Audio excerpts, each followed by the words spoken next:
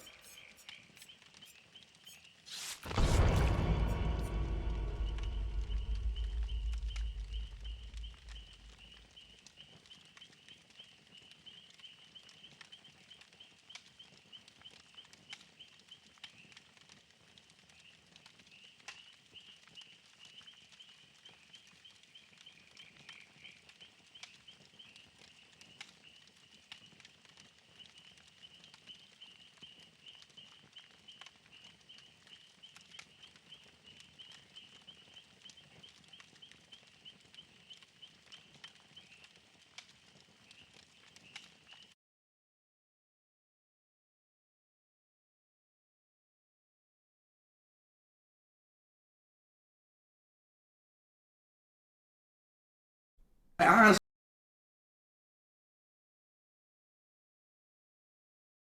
honestly love to hear that, bro. Yeah. I like when people like say like they'll share with people.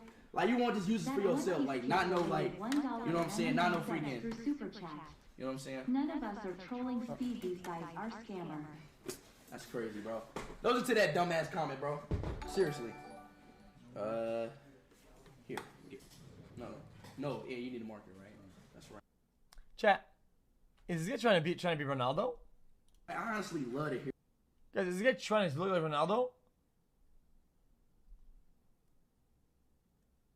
Okay. What the fuck, yeah?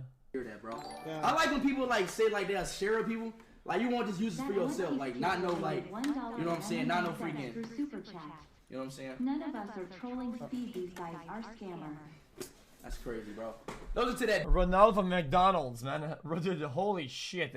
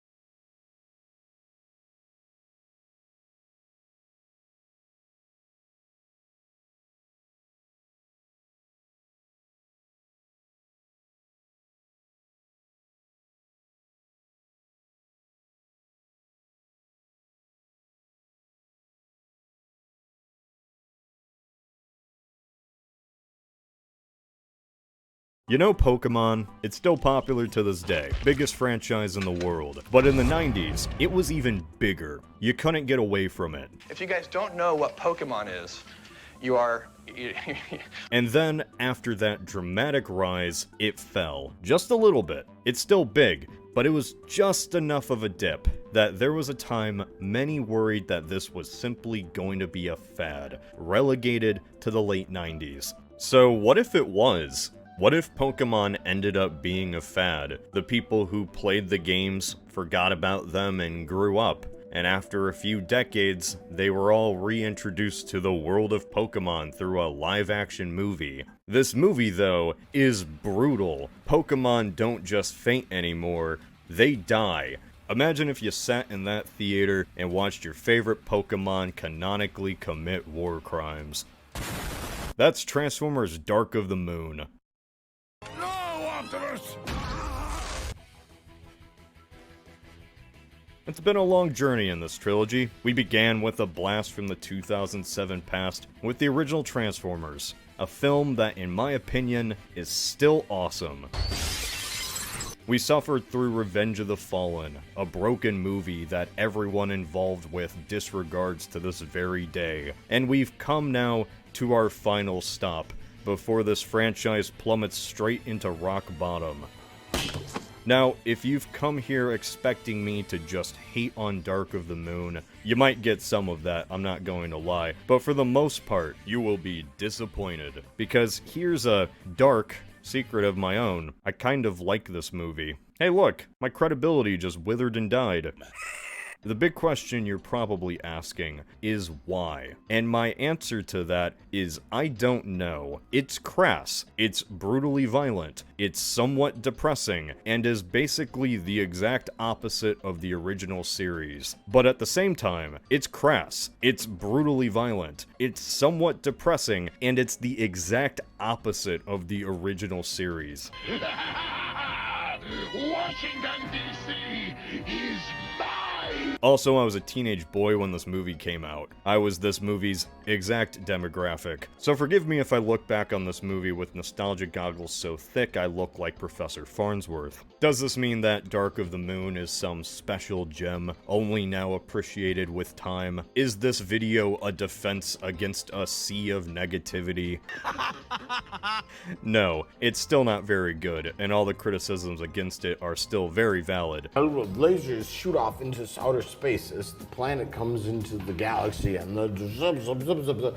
And then the next line is Optimus! It's just I like dumb things sometimes. And I like dumb things about this movie. May I finish my Shuhua milk, Donnie? I don't know, how do I even segue into this? I'm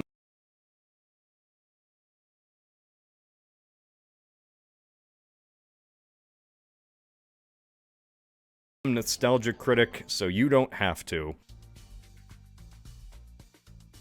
Revenge of the Fallen was not a good movie, and everyone kind of knew it. Bay chalked the whole thing up to the writer's strike, and then just went in for the third. Though, considering their track record since the second movie, God, I'm sozzled. I don't think it was just because of the writer's strike. Whether unionized labor is to blame or not, the one thing Bay took away from the entire experience was that constant jokes about sex and balls were not an ideal way of doing comedy. Those elements would not be returning for the final movie in this trilogy. Speaking of which, brace yourselves, the Transformers franchise just got a whole lot less sexy. Megan Fox is gone. You'll never see her again until like 2022, where she's with Machine Gun Kelly for some reason. Just a few drops, but yes, we do consume each other's blood on occasion for ritual purposes. What the fuck? She had a very public falling out with Michael Bay. Complained about Bay's attitude during filming of Revenge of the Fallen. You know, constructive criticism in a very rational manner, very subtle. He wants to be like Hitler on his sets, and he is, so he's a nightmare to work for. I meant subtle in the old English vernacular, as in not very subtle at all. Because of these comments, she was let go for the next movie. Now, Bay went on to say that he actually had no problem with Megan Fox saying this, but the way that he says it is a little backhanded. Like, ah yeah, I knew it was Megan just being Megan. You know, being a brat. Bay says that while he didn't care too much about the comment, Steven Spielberg, on the other hand, cared immensely. He demanded she immediately be fired. It's funny to think Spielberg was ever associated with these movies, isn't it? So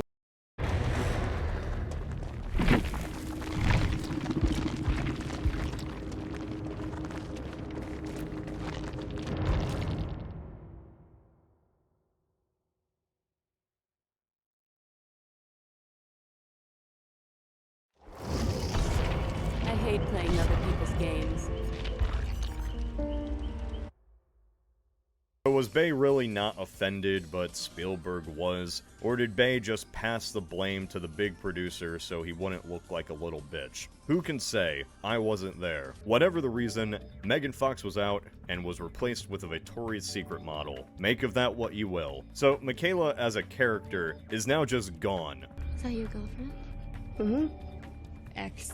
So how much of a problem can that be for the finale of this trilogy? Not shockingly, it's quite a problem, because by the time Megan Fox was fired, the script was already finished. Lines, character motivations, everything, the whole shebang, it was done. And the way they decided to patch over this little issue of the main love interest being gone was to just cross her name out and replace it with Carly. Carly, the new love interest, isn't simply a cheap replacement of Michaela. She is Michaela. She says the lines that Michaela was supposed to say and everything. Carly oversees a top-of-the-line classic car collection, which is something that seems pretty random for some British girl that Sam met at the White House. But you know who it's not random for? Michaela, a girl who spent her entire life working on cars and being a mechanic. That's weird, I just wouldn't peg you for mechanical. One major point of this movie really seemed to be that Sam, the college-educated guy who was kind of handed everything in his life, was now struggling once he actually had to find a job. From Obama? Yeah. In this office, we're mostly Republicans.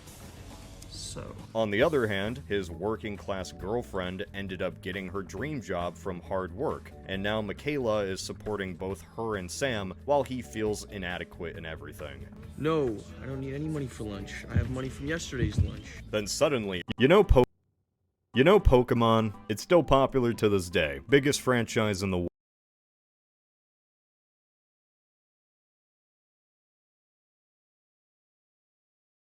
No, I don't need any money for lunch. I have money from yesterday's lunch. Then suddenly, uh-oh, here comes Patrick Swayze. This is kind of an old relationship and now there's a potential threat to Sam. Then after the entire movie happens and Patrick Swayze is punched in the face, Bumblebee drops the rings and shows that Sam and Michaela are now going to get married. Yeah.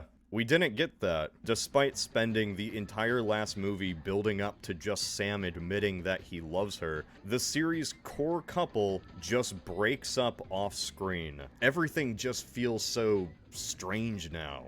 It's like if in Return of the Jedi, once Han came back, he randomly started to hook up with that blue chick, and Leia was just cast off into space. What if she dumps us like the last girl? She was mean. You like her. So this movie is brutal. You die. There really seems to be an unspoken rule in fiction that as long as you're violent,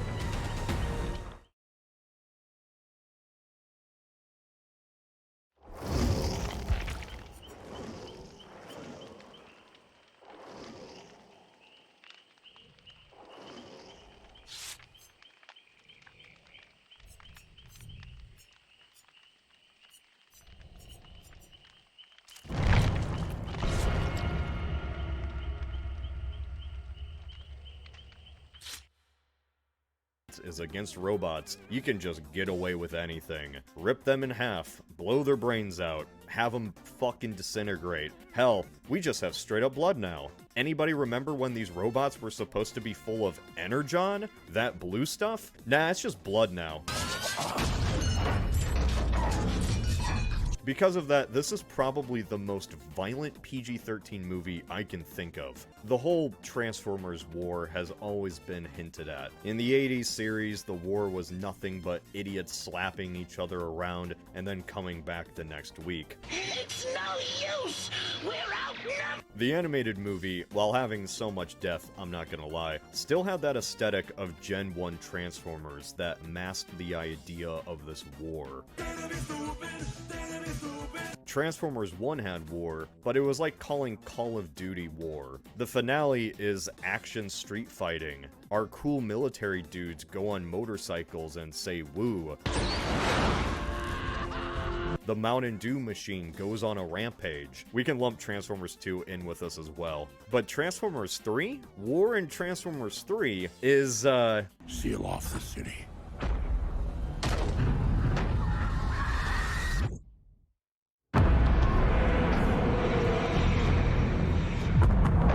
This is the tone of a war, and it doesn't really matter that the conflict is between robots that can turn into cars, or that the city just happens to be Chicago. This still feels devastating. This would be traumatic in real life, holy hell. In the original series, the Decepticons wanted to harvest Earth's energy, send it back to Cybertron, you know, that whole thing. They were goofballs. But in this movie, let's just enslave all of humanity. Chicago is an occupied nation. We even have fascist... Oh, I'm sorry. Decepticon collaborators. It's all business, but now it's personal. Do you understand me? I understand. They just fucking execute prisoners now. Remember when this started as a ploy to sell plastic toys? That brings me to my other point, the design of the robots themselves. First off, the Decepticons, I guess. Transformers 2 started this cluttered design that the movies never got away from again. Decepticons for the last 2 movies have been a bunch of polygons that are all the same color of gray and black. Now by the 3rd movie, they just stop even looking human. They're just entirely different species.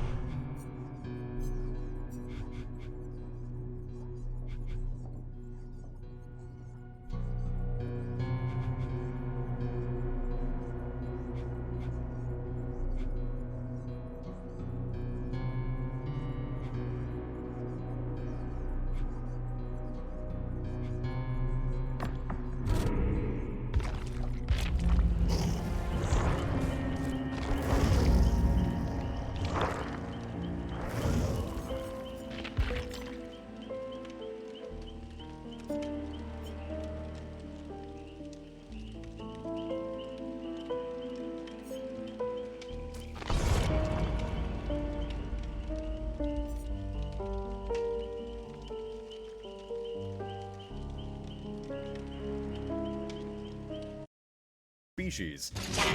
4 eyes, mangled teeth. These idiots were supposed to be purple, but now they're just animals. Psychotic, snarling animals. But I can't really complain about that, because Decepticons at the end of the day still do look cool. They actually have a far better fate than our poor friends the Autobots, because the problem with the Autobots is that they just look so damn ugly now. They look way too human. Jesus Christ. I didn't want to see a 15-foot tall Albert Einstein. I didn't need to see his head roll off of his body. It's been like 12 minutes. I should probably get into this. Remember when the Transformers bombed Iran? I didn't. So now we assist our allies in solving human conflicts. I love that the feds are just like, we didn't tell them to do that.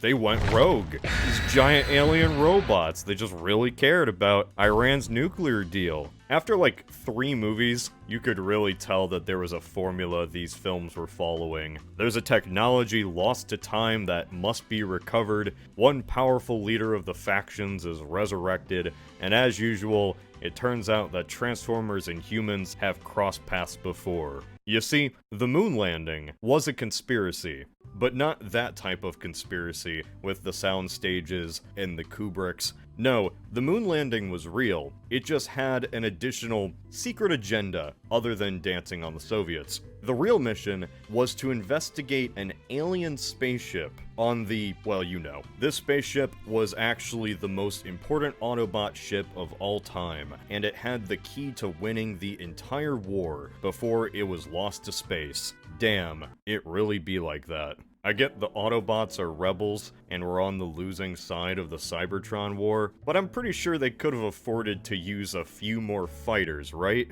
After the ship splats down on the moon, NASA is alerted and brings the news straight away to JFK. Now, I love the Apollo missions. Hell, I'm probably the only person that remembers that Neil Armstrong movie starring Ryan Gosling.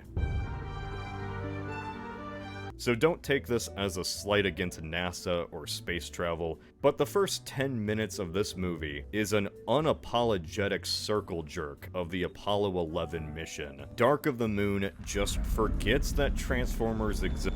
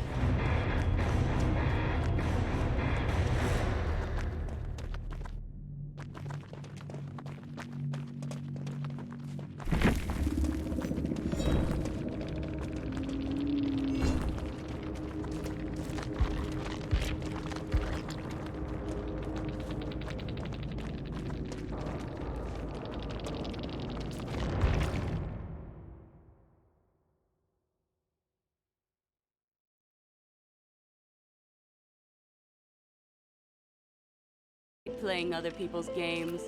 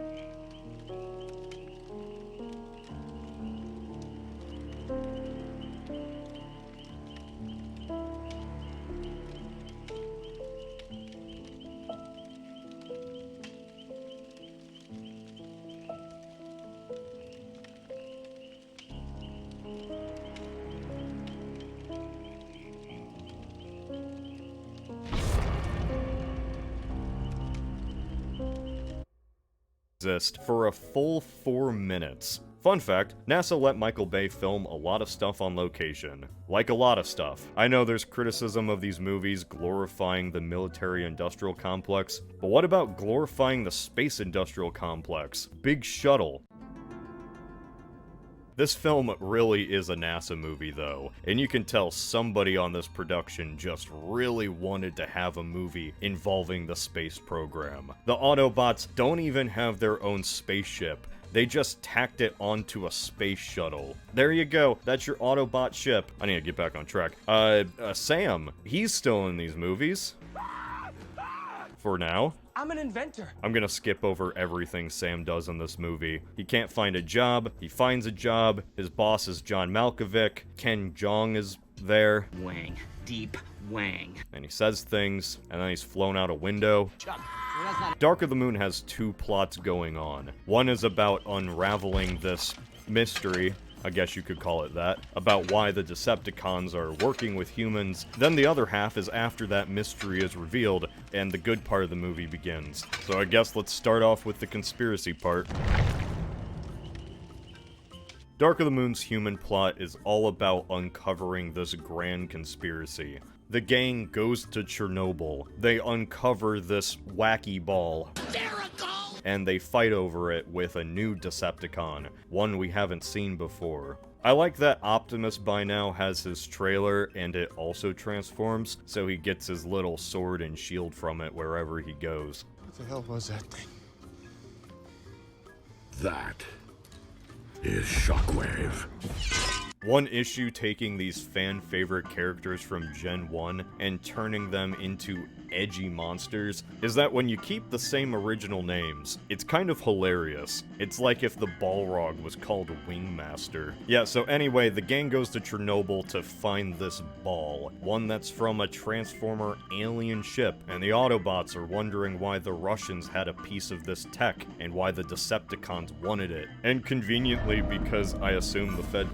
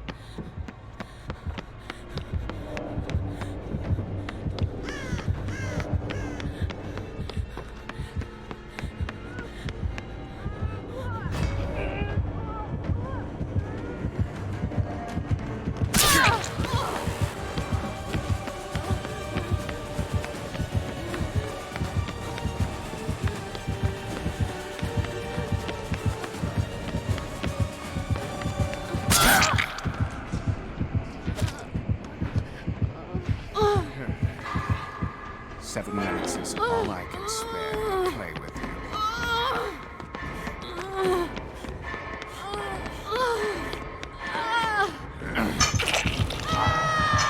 Just stop.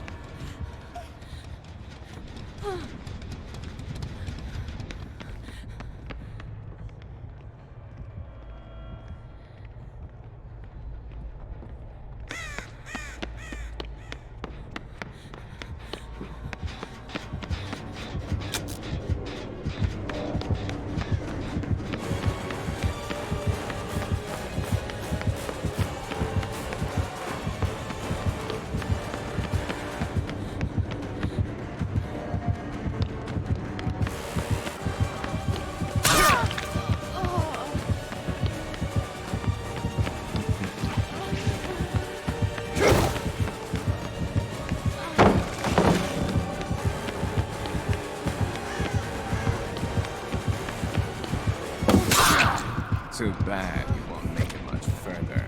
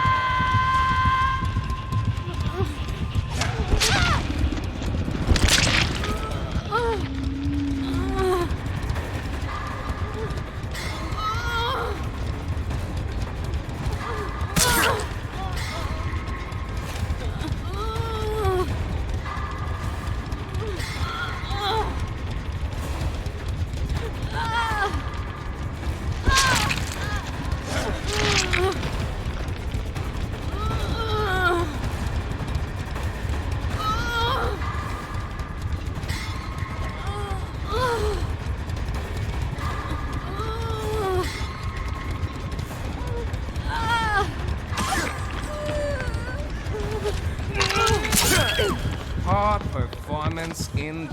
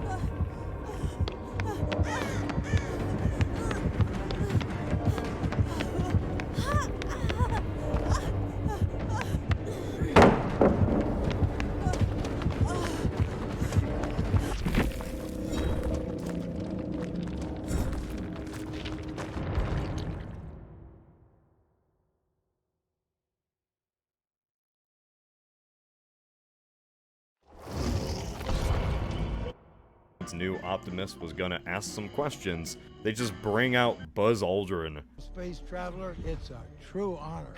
The honor is mine. This is just so corny. I love it. Imagine if you're one of the first men to ever be on the moon, and then decades later you have to pretend that your greatest accomplishment in life was a part of some grand conspiracy involving toy robots from the 1980s. Buzz and his friends explained that they went and explored the ship, just like the start of the movie showed. Optimus tells everyone that the ship had tech that could have won the war, which the start of the movie also showed. One thing they haven't showed is how did the Russians get the engine part in the first place? The answer to that is nothing! Soviets managed to land unmanned probes. Somehow they must have picked up that fuel rod. They just hand wave it away. Somehow they must have picked up that fuel rod. Yeah, they don't even know. What? Get out! Everybody get out! The entire catalyst of this film has no explanation for how the Russians even got it in the first place. The Autobots fly to the moon and retrieve Sentinel Prime. After a little incident at the office, Sam reunites with Simmons to uncover what is really going on. Buy my book! Buy my book! Before it's too late, people! Halfway through this investigation, the revelation is suddenly made that the Decepticons have like 1,000 pillars. They thought there were 5, there's actually like 1,000. They actually let the Autobots find Sentinel, because only Optimus could revive him. They have to protect Sentinel. Sentinel's the key to all of this. Oh no!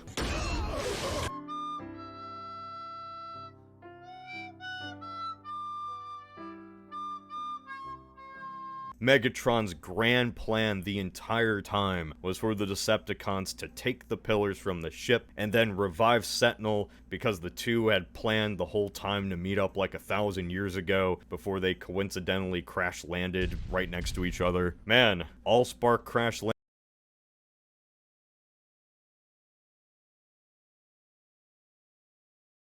landed, Megatron crash landed, Sentinel crash landed, the Fallen was here. It's just really something, ain't it? It's really something. How did the Decepticons get the pillars from the moon to the Earth? They needed a portal to even get from the moon to the Earth in the finale. We've never seen them use spaceships. When did this plan even begin? Megatron wasn't even awakened until a few years ago, but the Decepticons apparently raided the ship before Apollo 11 even got there, and then hid them across the Earth. But the entire plan hinged on Optimus reviving Sentinel, yet he didn't arrive on Earth until a few years ago also. And if this was a plan that has been in the making for decades, why was this not the first plan? Why didn't Megatron ever use this massive army that has apparently been on the moon this entire time? Where did this army even come from? Why was it buried? It didn't come from the Ark. WTF to that. Who cares about the fine details of the writing? They sure didn't. The only thing I know we all came here for is the finale. The finale where a bunch of robots blow shit up. Class dismissed. Alright, enough hating. Hating is now illegal. Because the last third of this movie is a treat. Mostly.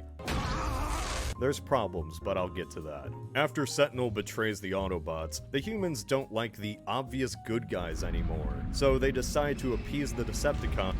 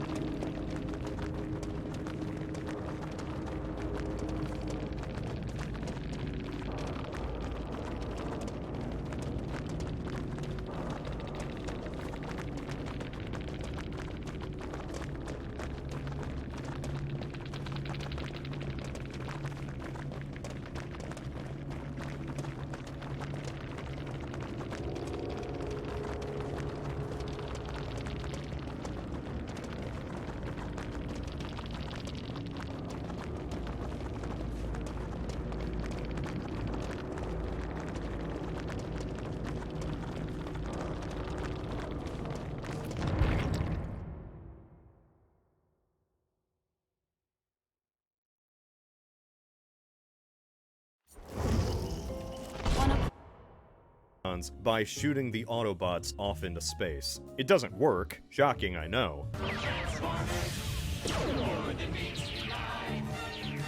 And then after all the fun times are had, the Autobots come back. How ballsy would it have been, though, if they had Optimus Prime die in Challenger 2? So, if you couldn't tell by now, this last third is why I like this movie. The last third is probably why you like this movie. What else would you like about it? How they killed Ching from Community?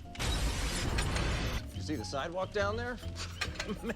Okay, I take that back. That was pretty funny. The last...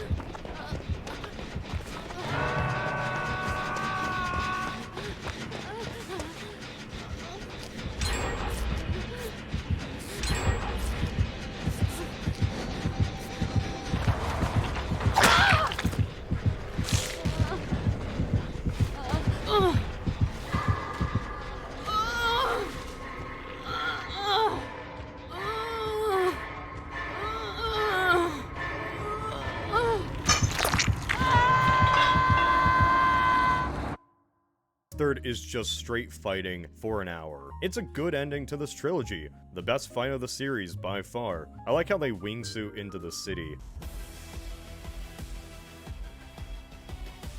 Or how the skyscraper is collapsing in half, and they all have to slide down it like it's Super Mario 64. Did you know this was a practical set?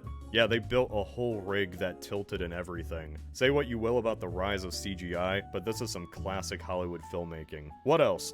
Oh yeah, that worm thing. I love that worm thing. I don't even know what it is. It's like a vehicle, or Shockwave's pet, I guess? I don't know. I just love Shockwave in general. Ah, Shockwave's coming. It's a shame too, because he doesn't really do much. In the advertisements, he was hinted as being the big bad, and then all he does is just stand around, and he looks mad. This evil thing's looking at me! Maybe he's like a Pokemon. He uses intimidation to lower everyone's special defense. The Wreckers are kind of a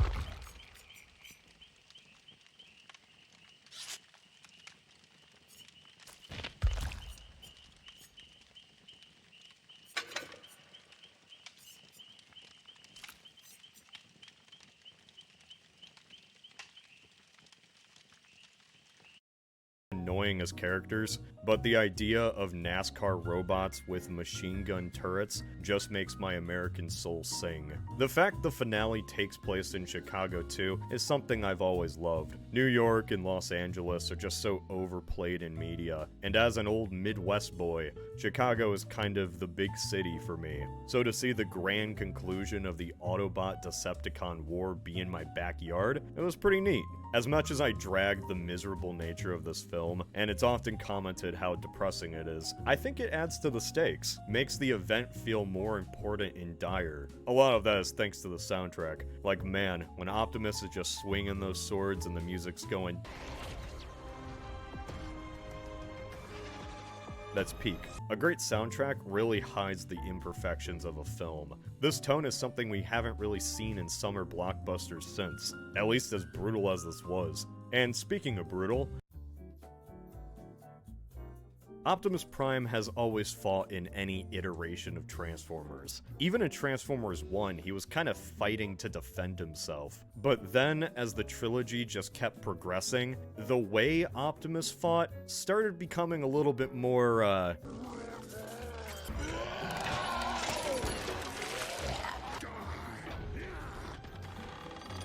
And we all know that this is really summarized best with how he dealt with Sentinel. No, Optimus! I find this descent kind of hilarious. But while Sentinel's death is pretty cold, let's not forget about the way that he finishes off Megatron. Time to find out. Megatron is Megatron, like he's just bullied by Sentinel the entire time.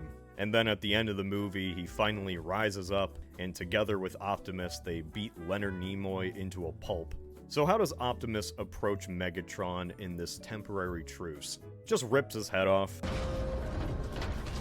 Yet, what if I told you there was another ending? That's what I'm telling you. There was another ending. In the original ending, Optimus and Megatron were still gonna team up to fight Sentinel together, but it was a much longer sequence. The fight was actually gonna be a struggle for them both, and the end result of this fight would be Sentinel dying in combat, not just being executed. The two rivals would then agree to a peace. Yup, that was the original end to the trilogy. Megatron would simply become sick of the fighting and agree to a peace deal. And we know this because this is how the novelization of the movie ends. The book was adapted from an earlier screenplay. Things kind of end up like they do in the original 80s cartoon. Megatron and the Decepticons leave to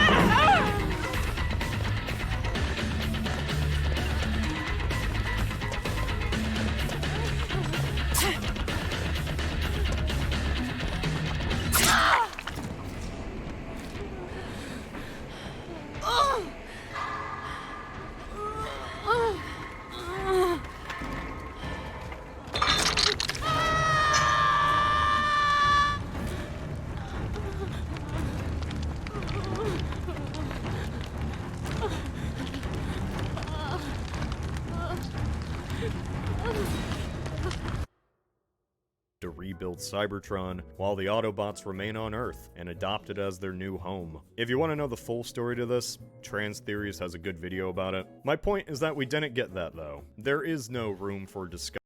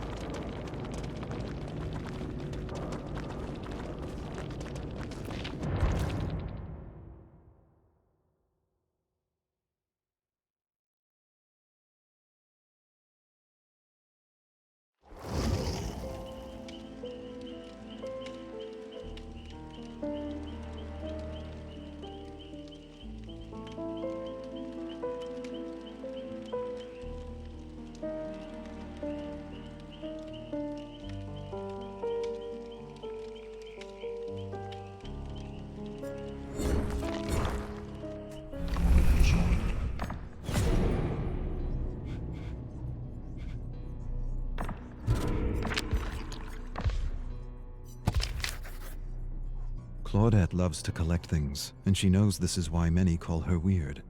Her father tells her she's perfect the way she is. He tells her a man named Darwin used to collect bugs and plants too. He had a big imagination like her. He often mused on ideas and theories, and boy did he come up with a whopper of a theory. He explains the theory, and she understands. Her father has a way of taking complicated ideas and making them easy to understand. Darwin. Claudette likes the name. She smiles, stares at her favorite blue and green beetle, and names him Darwin.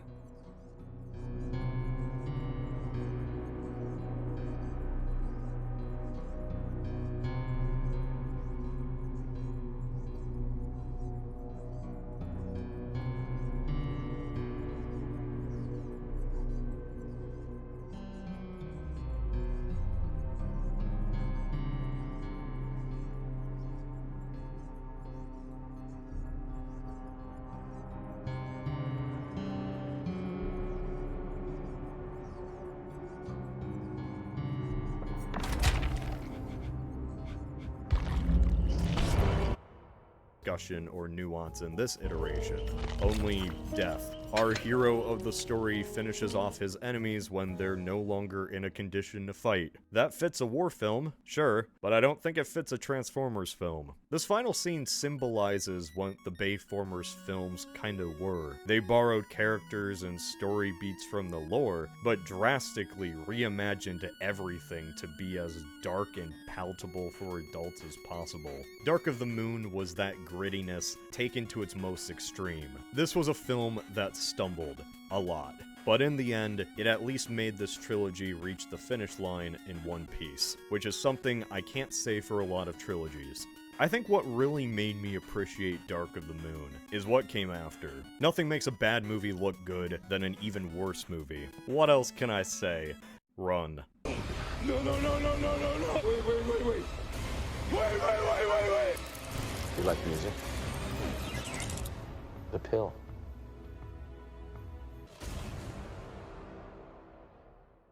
I'm an inventor.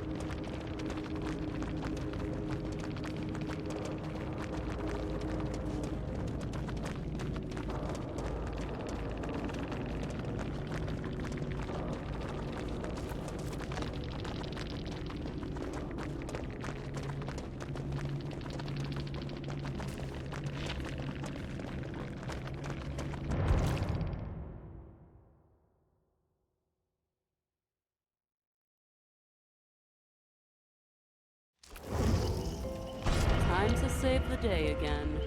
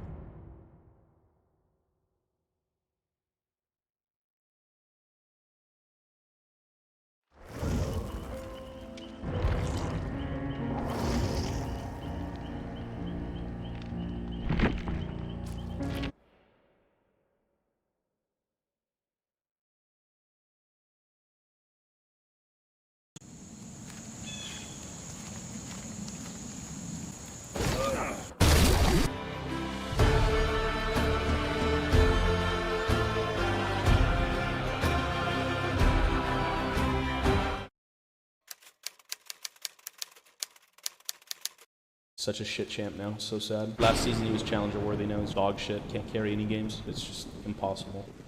I'll play that Gregusi. You know what? I'm gonna be sad when they replace old Gragas, because old Gragas looks better than Wild Rift Gragas. Like, the charm of old Gragas, it looks good. It looks like a dwarf. He looks like a dwarf. But like, come on. How are you gonna replace old Gregusi? Imagine losing to this thing. Look at his head. Look at his fucking toe. Among Us feet. What are his skins? This skin, what is this shit? Man, he's everything. He's like Johnny Sins. I'm busting it, Gregusi. Predator Gragas mid. Actually, yes. Thank you for reminding me that existed. That's not GP or TF. 7 times lose he's in next inting phase. No, your LP is fine. Shut up. All right, what skin do we use? Hillbilly? All right, folks, it's time.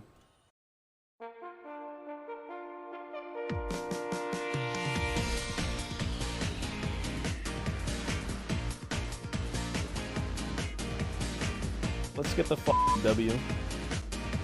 Perfect farm.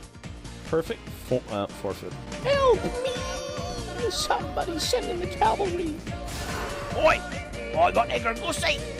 Oi, bruv! Oi!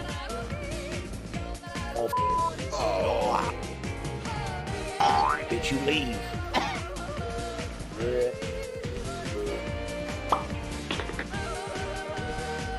Drink! I have my ult. Now this is where the fun begins. And I see... Dude, can you do anything? Woo!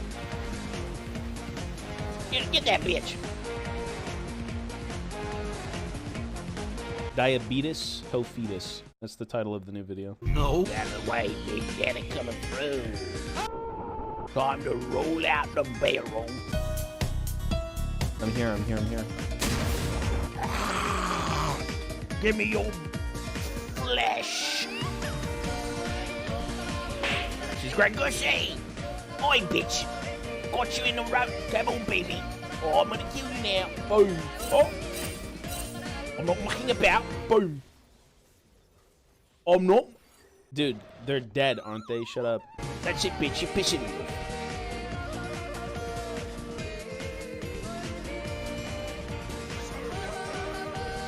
What a phenomenal gank. Easy. That's it, bitch. You will die now by my hands. You want to see the combo? Bitch was ghosting. Ghosting. Bitch, I'll kill you. You greasy ghosting bitch, I'll kill you. You want to see a Gragas play, though? High key. Watch this. Just setting it up.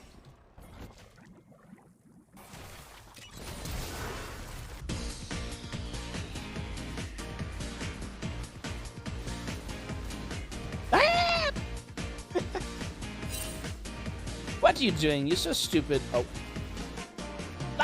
Why is playing Gragas the easiest thing ever? This shit is so easier than GP. Look at this guy. See him? Watch him disappear.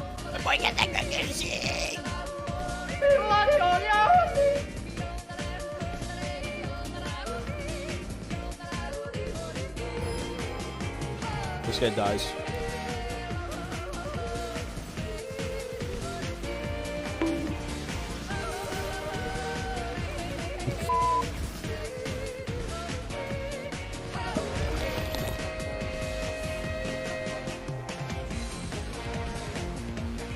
Oh.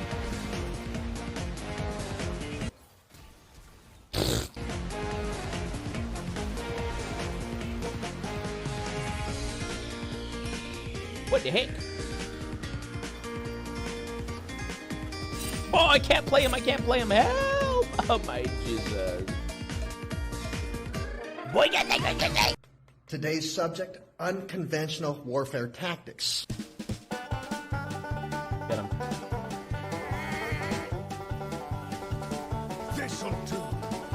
Wait, what's the cooldown of this? Oh my god, that's not fair. What the f? Look at this, look. How's this fair?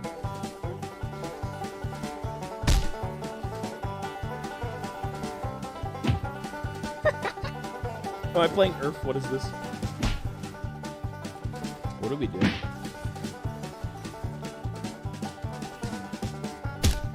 Bro, what the f am I playing? Earth Champ?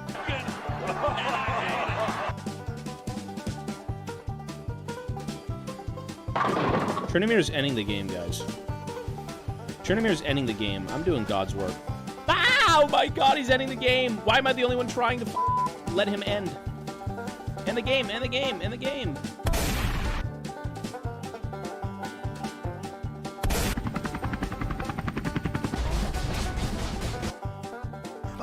We're done playing Gragas, that's it, that's all you get. Gotta retire the hillbilly for the rest of his, days. Ari mid beats GP. Maybe we won't get gapped by the...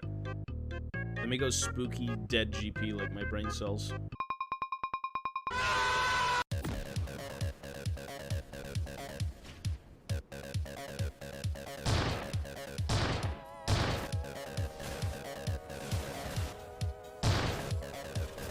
She might greed for these minions. This is maybe where I can kill her. I need one more barrel.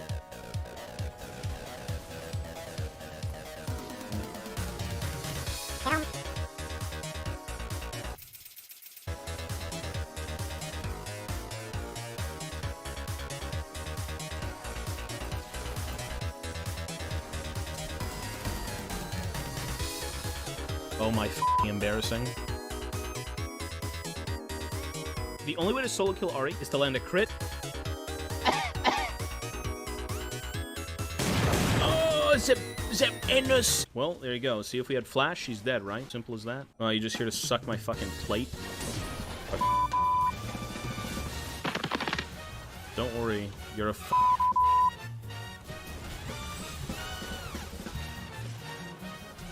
You're fucking dead, you rat.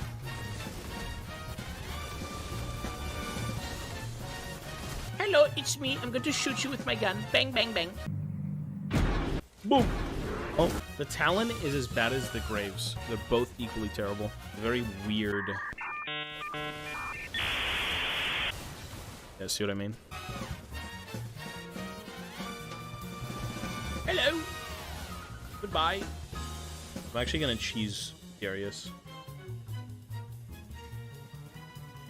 It's the bear. He's so crazy.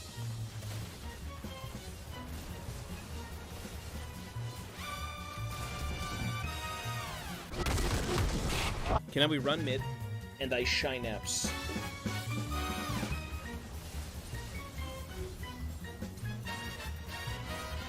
Oh my god! Ah! Alright, you want to really commit crimes with no crits? You do Yomu's Ghostblade. Look at my penetration. 68 flat pen. Like, this guy literally has no armor with a barrel. Oh, okay, we save the no crits. This orange is Gineminosaurus.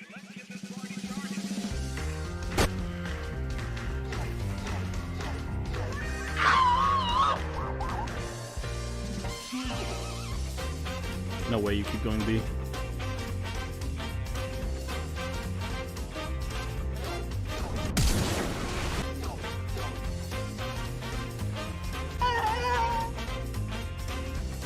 Bye, bitch.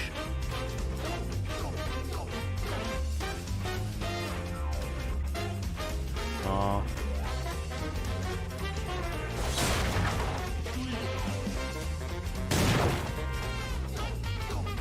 I've got like 2.5 items at 14 minutes and boots. Like, that's pretty f***ed up.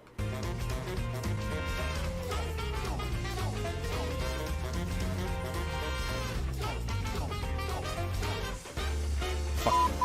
Kids, get over here.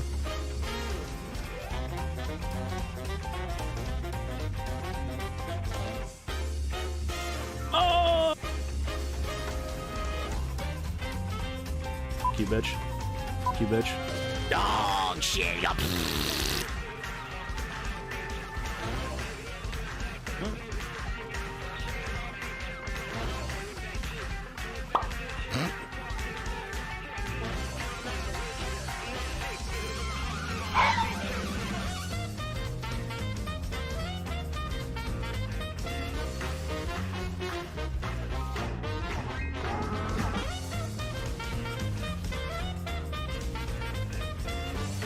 What? I'm killing them all with the ultimate. GG's. Weird games, man. Weird games. Whatever, we win.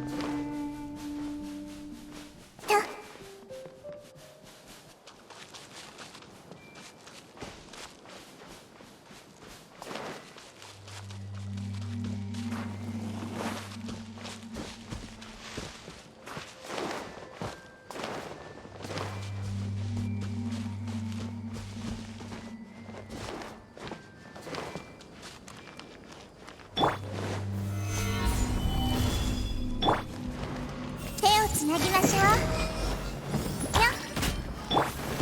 ほら花火見いひん。行くで。やっ、えっ、はっ、おっと、ふっ、そりゃ、えっ、さあ、岩山八九。ふふ。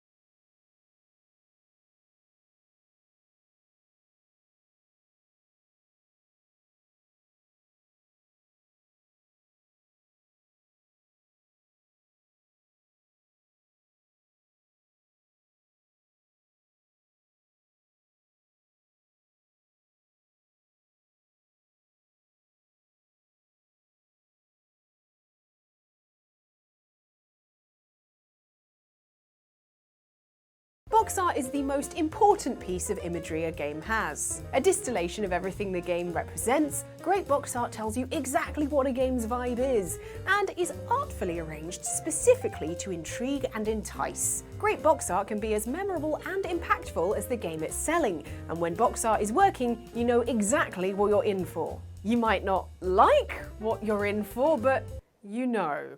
But occasionally things will go very, very wrong, and a really good game will end up saddled with box art that is at best bewildering and at worst deeply or hilariously hideous. Pity these great games that absolutely whiffed the box art. Fans of Donald Duck might want to skip the entry on Amnesia: The Dark Descent.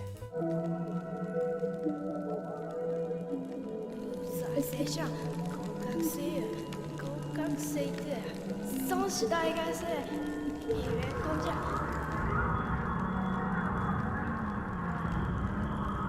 Released to critical acclaim, Ico is the brainchild of auteur director Fumito Ueda.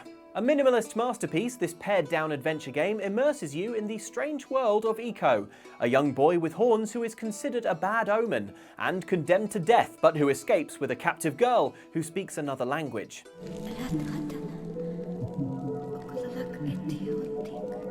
With a simple story of an unlikely friendship elegantly told with minimal voice acting, Ico set the template for Ueda's later games, the similarly acclaimed Shadow of the Colossus and The Last Guardian. Ueda's passion for storytelling is clear in Ico, but you might not know he even painted the beautiful box art for the Japanese and European versions of the game, basing it on The Nostalgia of the Infinite, an early 20th century piece by Italian metaphysical painter Giorgio de Chirico. Wow. Anyway, here's the box art for North America. Ah! Okay, let's see it again. I'm ready. In a very, very far cry from the box art Ueda crafted and the minimalist aesthetic of the game itself, this box art is a cluttered nightmare, where each individual asset is a particularly hideous CG rendering of a model that looks almost entirely unlike the actual in-game model. Ico himself is easily the worst thing here, his scrunched up face appearing to say, "Hey, check out this big stick. Anyway, wanna buy this game? Nope, didn't think so." In a 2009 interview, Japan Studios VP Yasuhide Kobayashi said he believed this dodgy box art contributed to poor sales of the game in the US, which makes perfect sense, to be honest. Of course, not everything about this box art is horrible. The ESRB rating, for instance, looking pretty sharp. Just focus on that. What are you waiting for?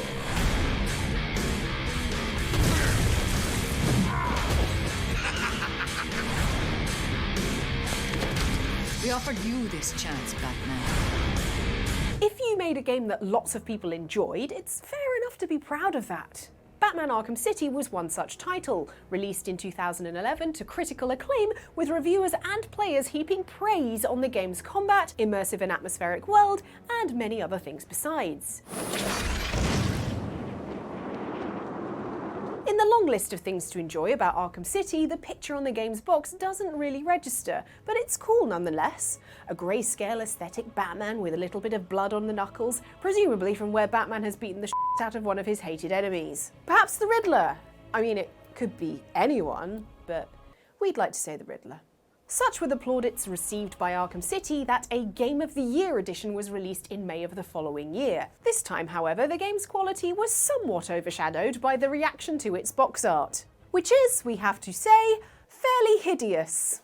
Although the picture of Batman is still pretty neat, the Caped Crusader's presence is overwhelmed by gigantofont praise for the game and details on bonus DLC, all splattered on the box in a volume that makes the game feel less like a collectible and more like a bus stop advert. Also, it's far from the worst thing about this box art, but it looks like the blood is maybe Batman's blood now? So the Riddler is just out there, unbrutalized.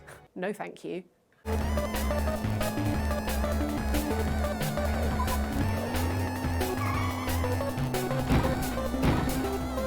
Carnage Rally is Carnage? Okay, we're going with Carnage because, well, it's a word. Carnage Rally is a 2002 top-down racer for the Game Boy Advance in the vein of Micro Machines, of the kind I'm sure plenty of us feel some nostalgia for. It's also a pretty great game. Carnage Rally has a Metacritic score of 81, and it's no surprise considering that the cars handle well and the graphics are really impressive for a game running on the Game Boy Advance hardware, with visuals that give each race a real sense of depth.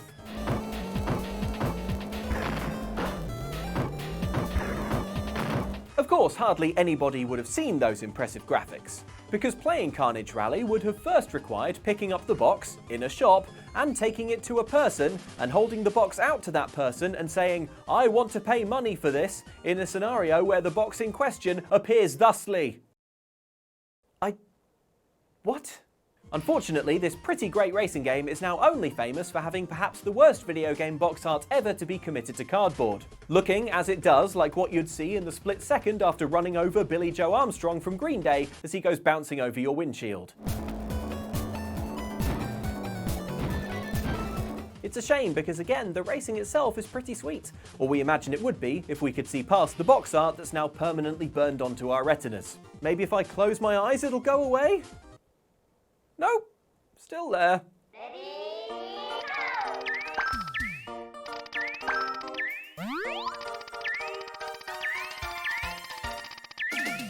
Imagine, if you will, that it's your job to create an advert for cute bubble-bursting game Buster Move 2.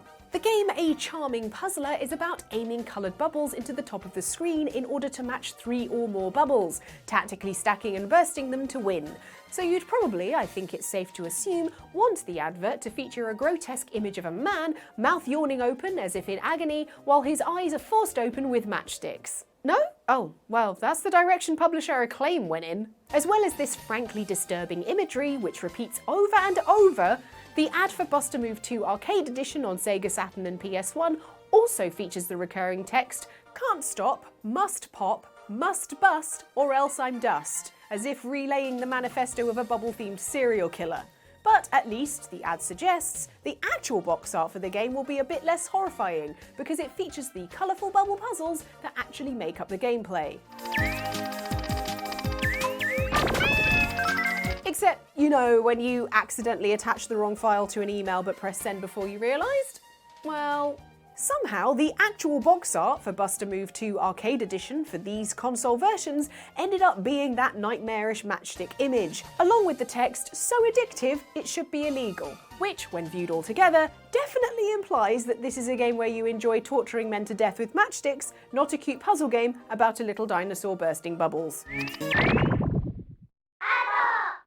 We'll chalk this one up to 90s weirdness. I'm sure they got things under control for 2002's Super Buster Move on the PS2.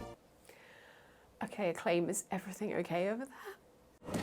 You've been to the refinery, have you not? I don't believe I have. Is it connected to the... what did you call it? The inner sanctum. My most precious chamber, Daniel. And it lies well beyond the refinery. In fact, it lies beneath the very stone of Brennenburg.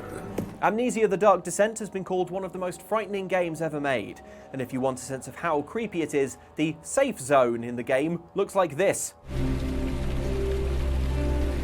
Yeah, doesn't feel terribly safe.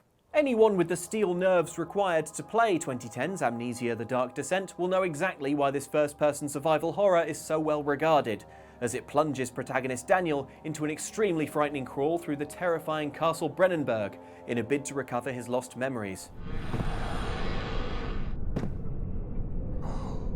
With an oppressive atmosphere and no way of surviving monster attacks beyond fleeing and hiding, Amnesia is a game that's all about creating and sustaining a sense of dread, rather than intense combat encounters. You could play the game barely glimpsing its many horrors as you edge nervously through the castle, ready to run and hide at any moment. Because, as any horror fan knows, the threat of the monster lurking in the darkness is always scarier than the monster itself. Any horror fan, but not, presumably, whoever at publisher THQ signed off on the box art for the physical version of the game. Oh no! In a tragic misstep, The Dark Descent's box art is accidentally quite hilarious, depicting a nonplussed Daniel being ambushed by one of the game's floppy-mouthed monsters, which were pretty scary when they were stalking you through the game, but here look more like if Donald Duck got paid to advertise Invisalign. This physical release seriously undercuts the brooding atmosphere of the actual game, but on the other hand is arguably useful. After all, it's hard to begrudge anything that makes Amnesia: The Dark Descent a little less terrifying. Just prop the box up in your peripheral vision while playing, and you should be fine. Do kind of want to check out Invisalign though.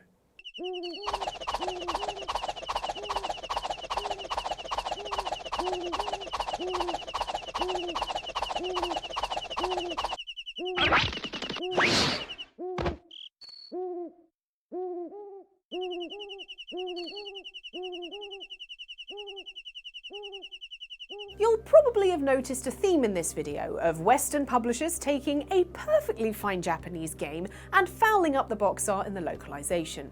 Anyway, Breath of Fire 3 is an epic PlayStation RPG that tells the story of Ryu, a boy with the power to change into a dragon, and who indeed starts the game as a preserved baby dragon discovered in a chunk of crystal.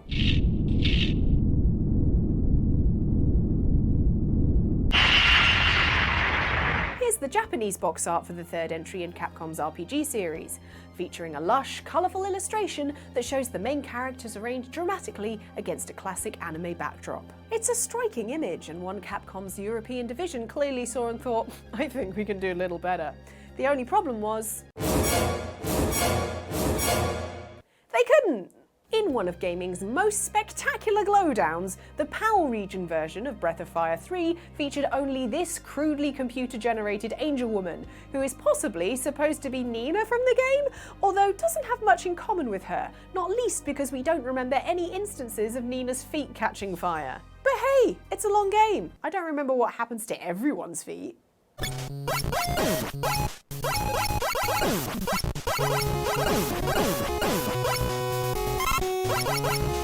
The enduring popularity of Mega Man is really incredible. After all, bear in mind that this run-and-gun series, which features cute, blue-suited do-gooder Mega Man fighting the nefarious Dr. Wily alongside an increasingly large cast of friends and rivals, started in 1987 and is still running and gunning today, having spawned several spin-off series and cameos in other games. What's really incredible about Mega Man's impressive longevity, however, is that anyone wanted to play any Mega Man games at all, considering the box art for the very first one looked like this. How is this the box art for Mega Man 1? This should be the box art for Mega Man 41, in which a visibly unwell Mega Man comes out of retirement, then collapses and dies in the first level. Looking like something you'd see spray painted on the side of an unsafe carnival flying saucer ride, the famously bad box art for Mega Man 1 was allegedly the result of the boss of Capcom US telling the marketing team they needed box art for a localized version of the game completed by the next day. A ludicrous deadline that might explain, for instance, why instead of featuring a cute anime Mega Man and his iconic gun arm, this Mega Man is just holding a pistol? It's a testament, really, to the quality of the early Mega Man games that the series was able to survive this hiccup and become one of gaming's most iconic franchises. Besides, Capcom would later formally acknowledge the crappy Mega Man box art by adding bad Mega Man to 2012 Street Fighter Cross Tekken. This is my destiny. Here it comes! So the unpleasantness is all behind us. After all, it was only one game, and by the time of Mega Man 2's localization, oh my god, is still just holding a gun! Unbelievable. So those are some amazing games with terrible box art. Like, it's just, you know, you're so close, nearly got there and just stumbled at the finish. I don't think they were that close. No, but like the game was good, but then all they had to do was get the box art right. Yes. And they fluffed it, absolutely fluffed it. Fumbled right before the touch line. That's it. Oh no, that's we an American. fumbled right Oh before no. We fumbled right before the touch line. Well, you know what we haven't fumbled is all of these other videos that we work really hard on. And look, we do really good thumbnails, right? We work really hard on our thumbnails. I do so much cutting out of video game characters. It's like it's like a reflex to me now.